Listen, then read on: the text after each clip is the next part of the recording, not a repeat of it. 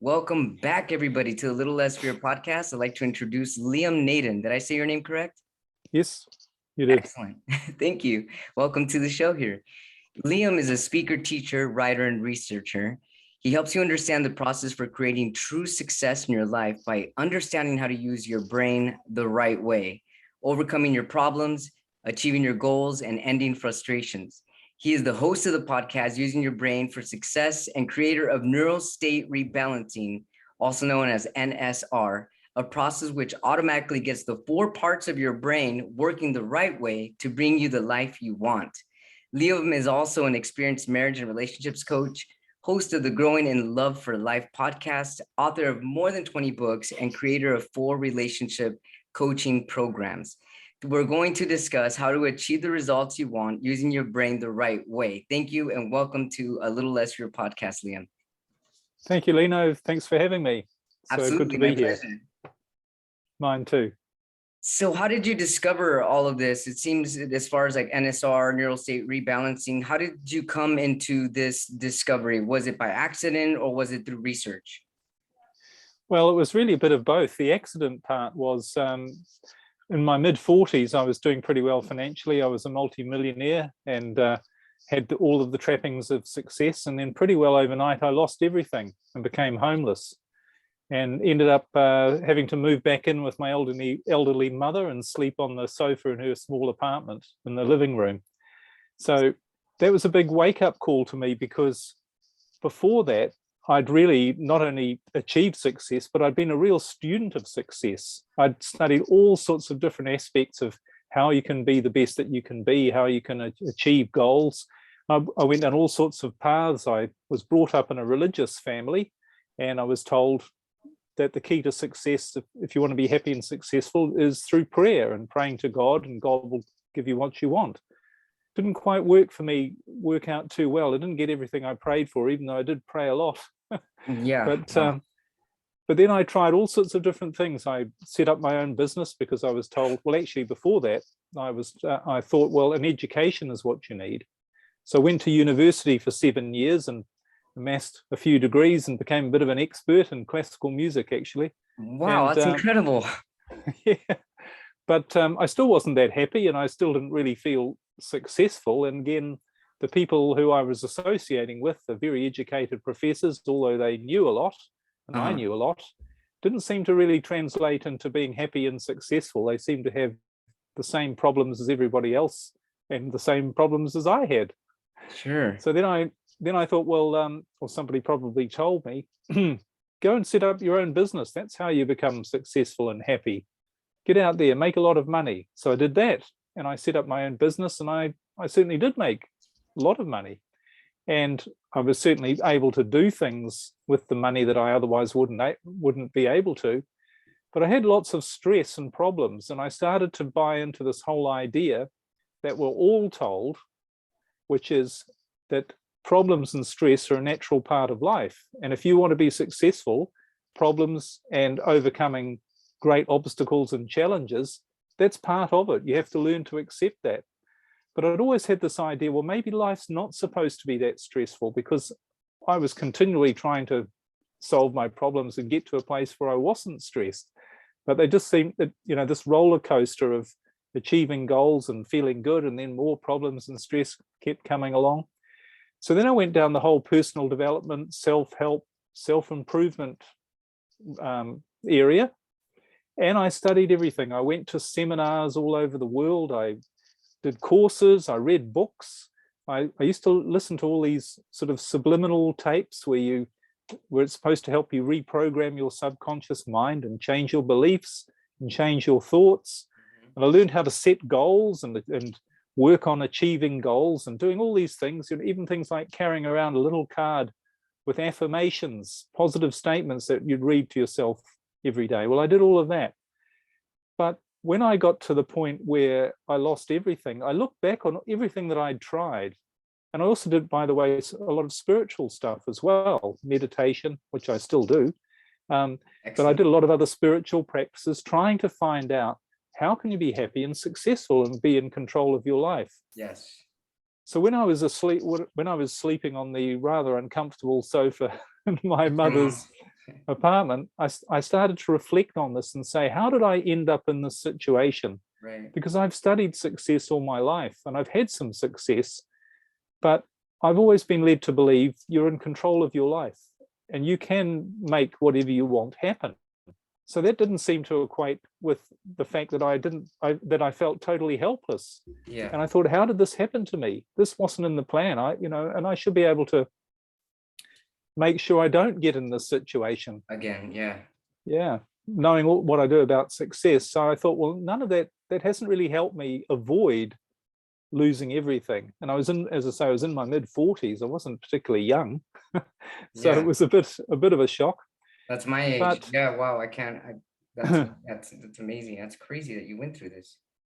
yeah, turned out to be a great gift, of course, because it's why I'm here talking to you now and why I Right. True. came to learn what I came to learn, because what I thought was I need to take a different approach. That hasn't really worked. And I don't know how to get out of the situation I'm in. Because I had no clue on I had no idea on how to rebuild my life, if you like. I had no idea on how to make money or get off my mother's couch. So, but what happened was I did get through that whole situation and things got better, and they got a lot better. And things were quite different, things to what I'd previously experienced, because, for instance, I had a much better relationship with somebody new that a different style of relationship to what I'd ever had before. It wasn't full of problems and stress. This was really a really happy relationship, which I still have, by the way. And I noticed I started to set up businesses and do some entrepreneurial things to make money.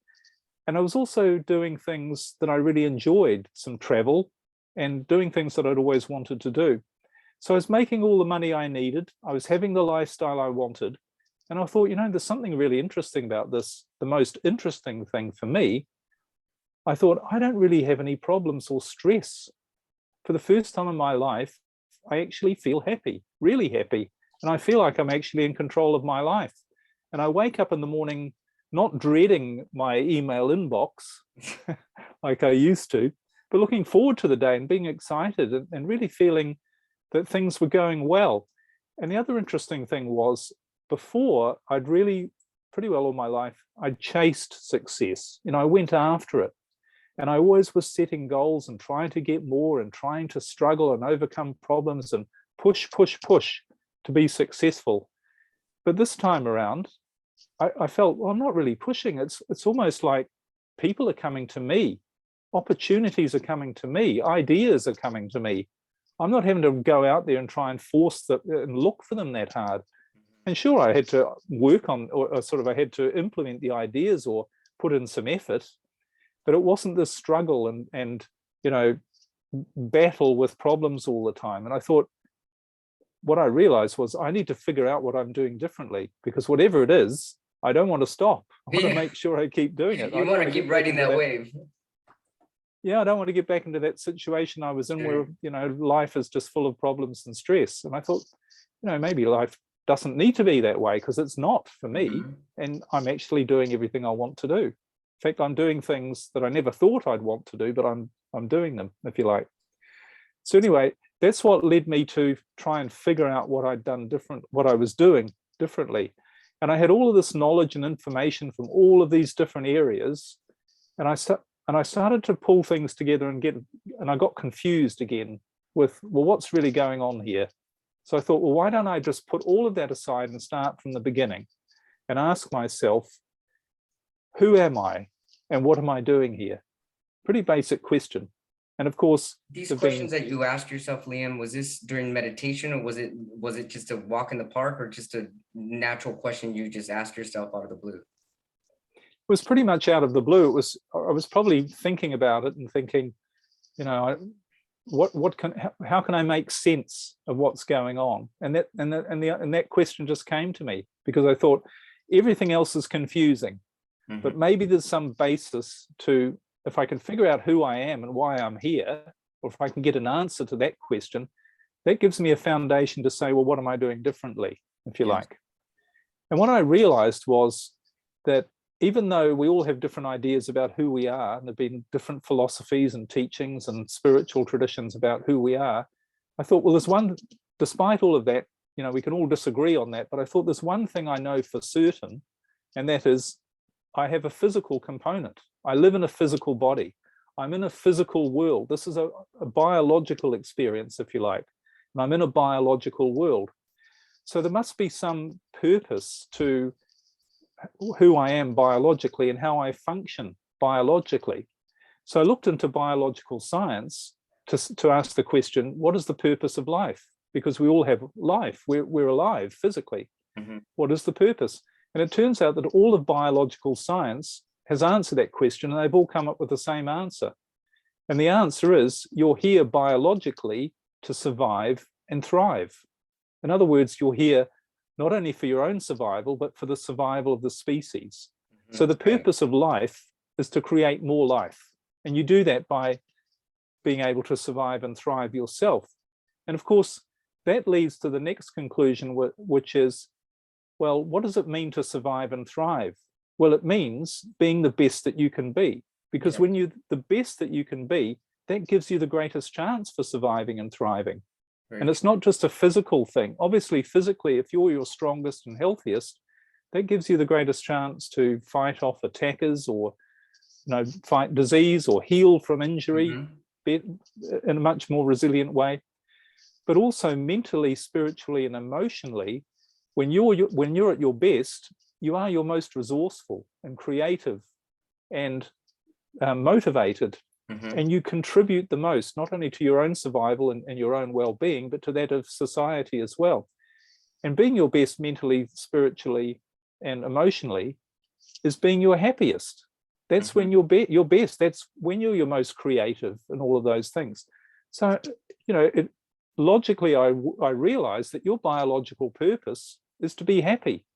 You're here to be happy. And I thought, well, that's weird. So did I have so many problems? Yeah, right.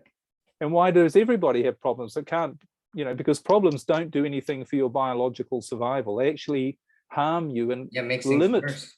Yeah. They definitely do. They damage you. So they can't have any biological purpose to, problems and stress, really. And it turns out they don't. And we'll explain why when we talk about the brain. But I thought, excuse me. Okay, so that all makes sense. So if my biological purpose is to be the best that I can be, which is to be happy, not stressed, and not have problems, then has nature provided anything for me to allow that to happen? Has nature provided anything for every species? Because every species has the same function.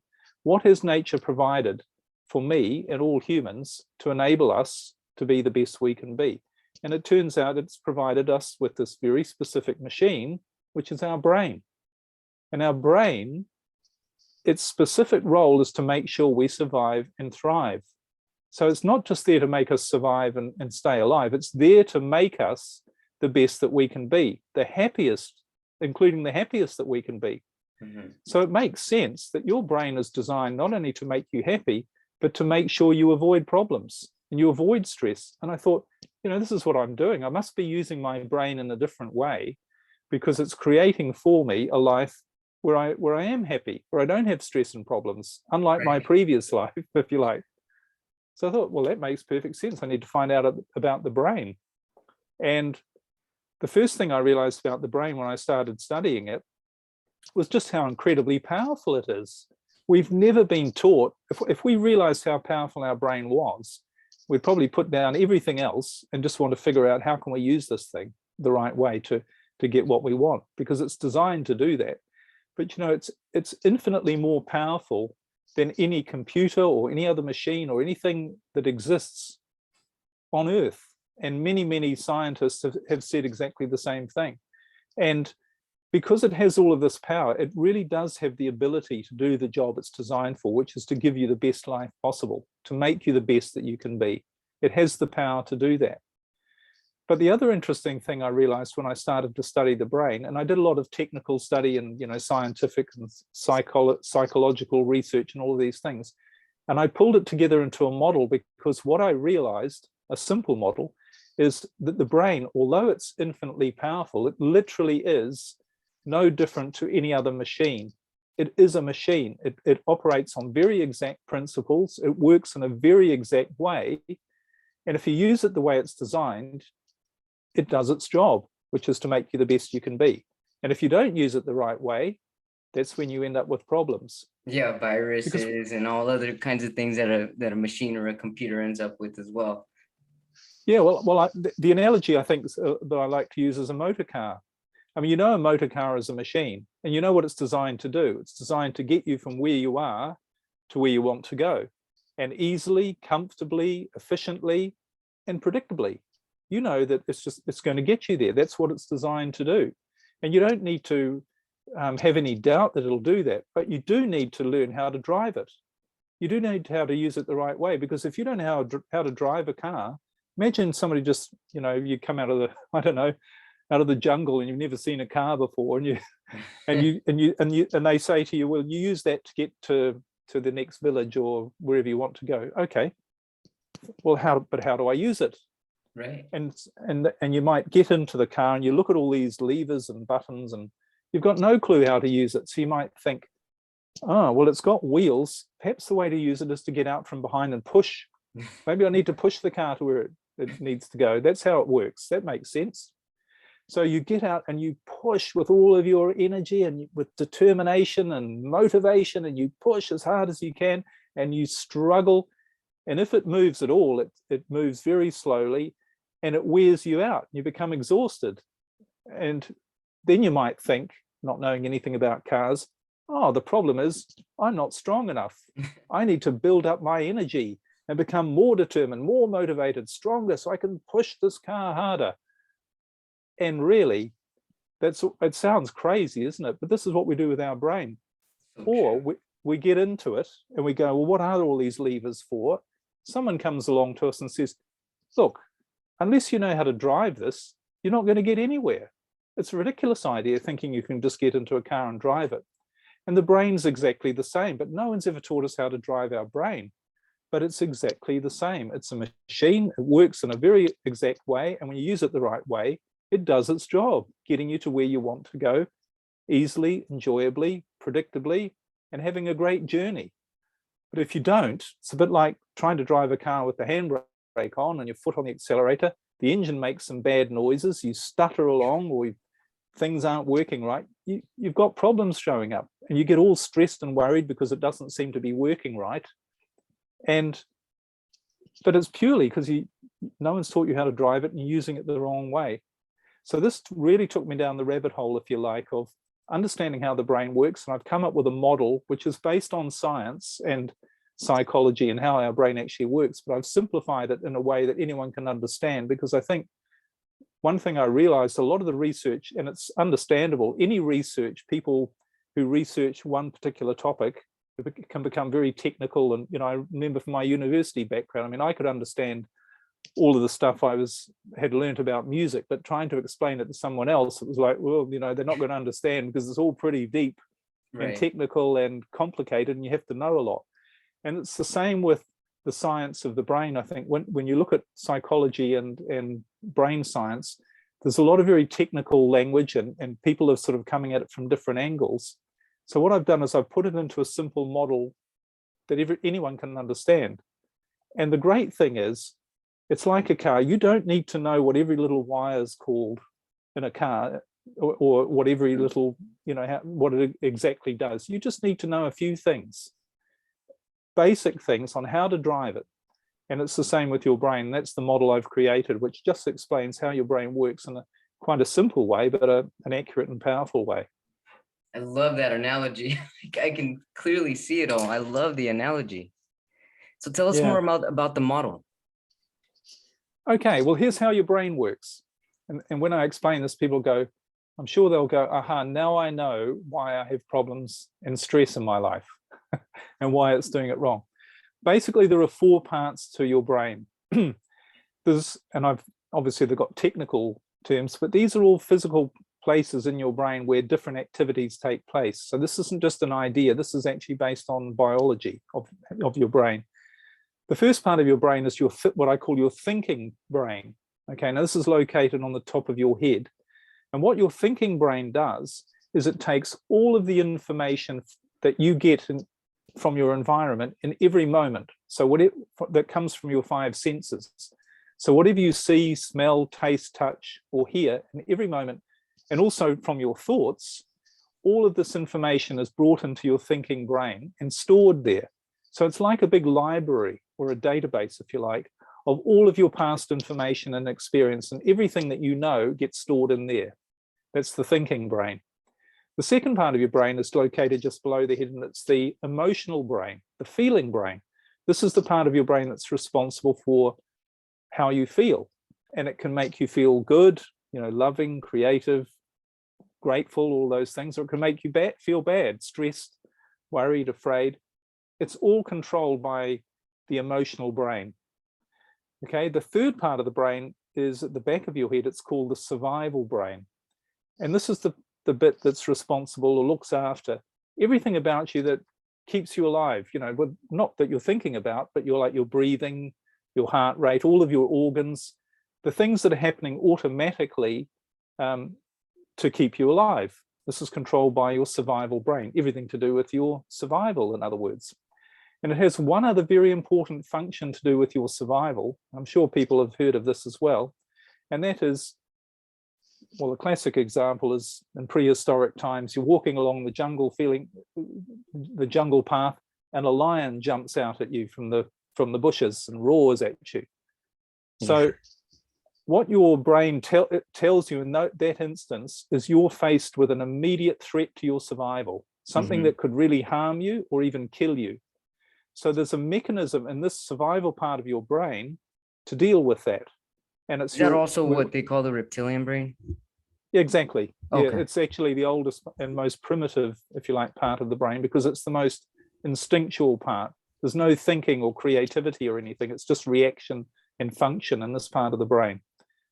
But it activates this thing called, we've probably heard too, called the fight, flight, or freeze mechanism. This is your reaction to danger. So the way that happens is when your brain, remember, it's looking at everything coming in and saying, and storing all this information, and your emotional brain is actually working and saying, is this safe or dangerous? If it's safe, it releases chemicals to make you feel good. So you go, life's great, everything's good, I feel happy. But if it sees a danger, the lion running at you from the forest, an immediate threat to your survival, it activates different chemicals that make you feel fear and stress. And what that does is get your brain to focus all of its attention and all of its resources on dealing with that immediate threat or danger, to get rid of it. So with a lion, you're going to shout out for help or run away or stand and fight. Whatever it is, it's just going to be a reaction to get rid of that danger. So that's a really important survival feature that we have, thanks to our brain, to be able to react to an immediate danger and get rid of, hopefully, an immediate threat to our survival. Yeah. So there are three parts of the brain, but the fourth part of the brain is in many ways the most important, and that's what I call the creative brain. So this isn't your thinking brain, it's not your feeling brain, and it's not your survival brain. This is the part of your brain that's responsible for things like your imagination, your creativity, your gut feelings about things. It's where you get a new awareness, or you just know something's right or it isn't right.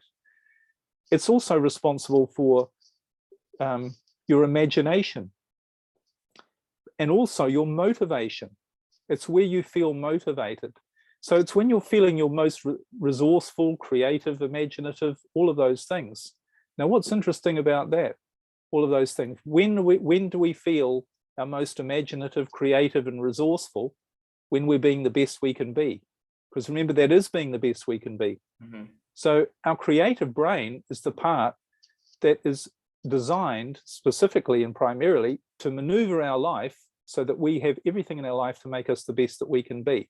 So we make the right decisions, we have the right ideas, the right information, and it also creates the right circumstances for us as well. Remember, the brain is virtually infinite in its power. So from a lower level of awareness, we have words like luck, coincidence, synchronicity. They are not random events.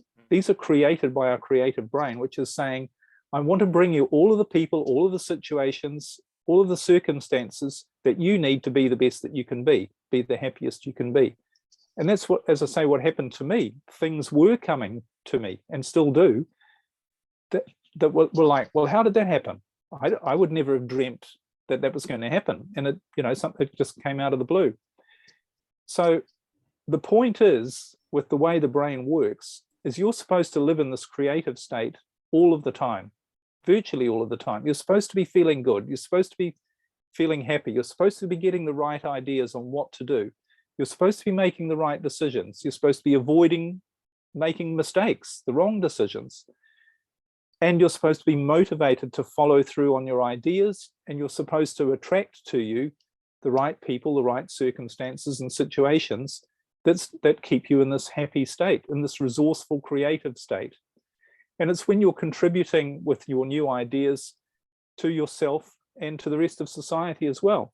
But there's only one time you're not supposed to feel good, and that's when the lion comes running out at you from the jungle.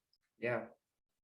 And what the brain does then is really interesting, because it puts all of its focus and attention on dealing with that danger, as I said earlier.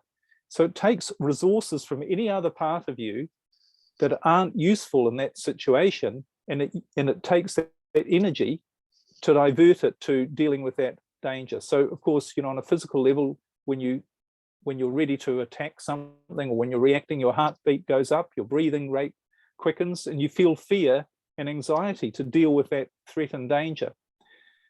Now that's absolutely perfect for what it is. But the problem, if you like, is that when your brain is in that state, it's trying to deal with an immediate threat or danger. In other words, when you feel fear, stress, worry, or anxiety, your brain is telling you that there's an immediate threat to your survival. So, and it's drawing all the resources out to deal with that, but it also shuts down your creative brain, because not only does it use the resources from there for the energy for fighting off the danger, but you don't need your creativity, your imagination, your big picture thinking, your feeling good when you're faced with an immediate threat or danger. In fact, you can't have that. If you're feeling good thoughts when the lion's about to attack you, you're going to be eaten, aren't you? That part of your brain is of no use to you, and in fact is detrimental to you when you're faced with an immediate danger that you just need to react to. Right. Do something violent to get rid of that. So the way the brain is designed to work is, you're happy living in this creative state, you're feeling resourceful. Sometimes we have words, it's been described by artists, musicians as being in the flow, being in the zone. You've probably heard that. Yes. Sometimes the like musicians composers, and guitarists and singers. Yeah. And they say, artists, painters, composers, people who write music say, I just heard the music and I wrote it down. I don't know where it came, or I played it. I don't know where it came from. It wasn't through my thoughts. This is all the creative brain at work. So the way we're supposed to live is we're supposed to be happy all the time, being our best, feeling really good, contributing to our own survival and our own thriving, if you like, and that of society, except when the lion comes running out of the jungle. That's the only time we're supposed to not be the best that we can be. But what's the problem? Most people's brains are living in that fear state most of the time.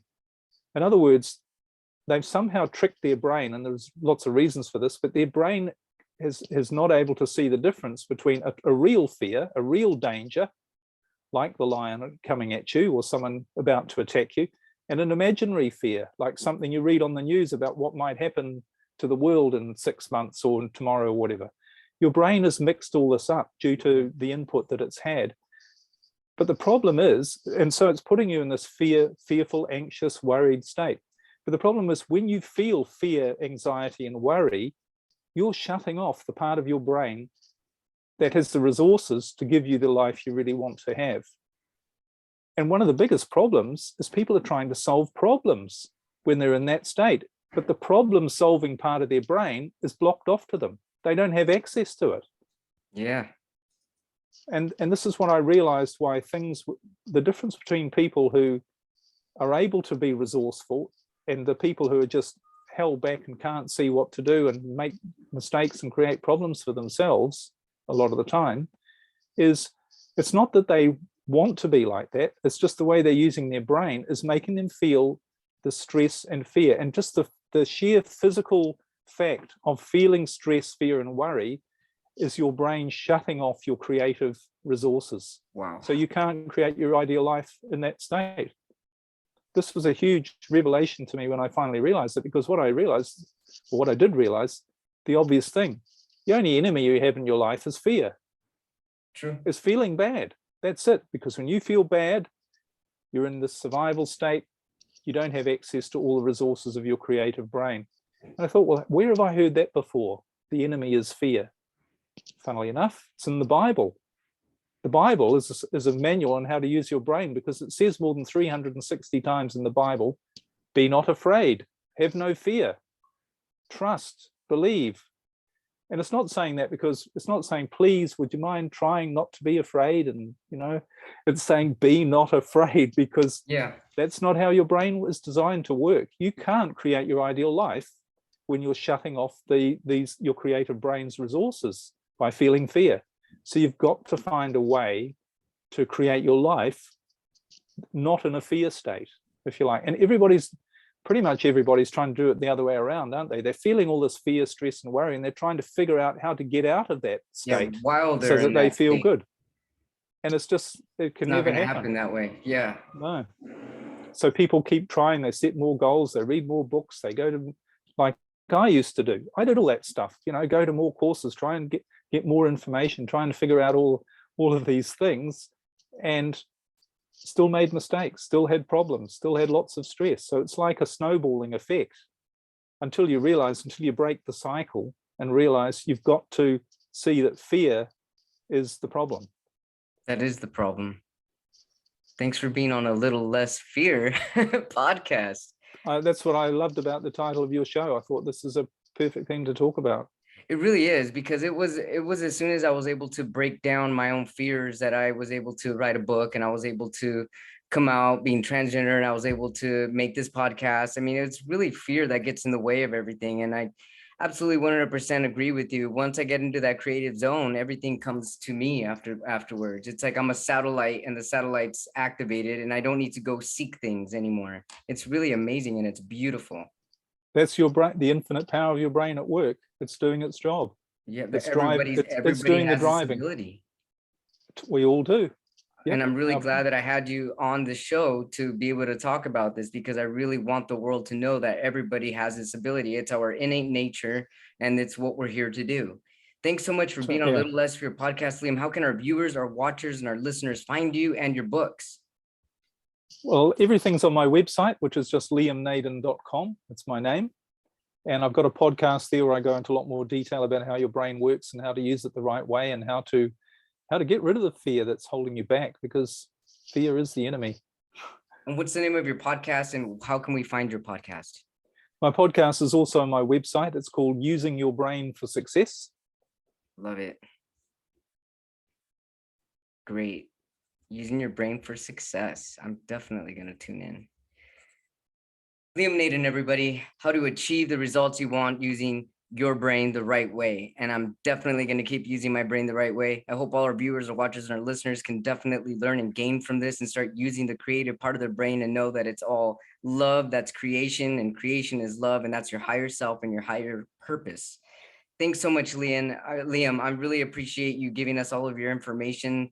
And that's really incredible what you went through in your 40s to just turn around and come back and just realize your life's purpose after that. That's really amazing. Thank you. Yeah, it's been a fun journey, and I'm glad it happened, because that's why we're talking. Exactly. And that's why you're helping change the world. Thank you so much. And we're definitely going to keep in touch. That'd be great. Thanks again. Thank you. Thank you so much. Bye-bye. Bye.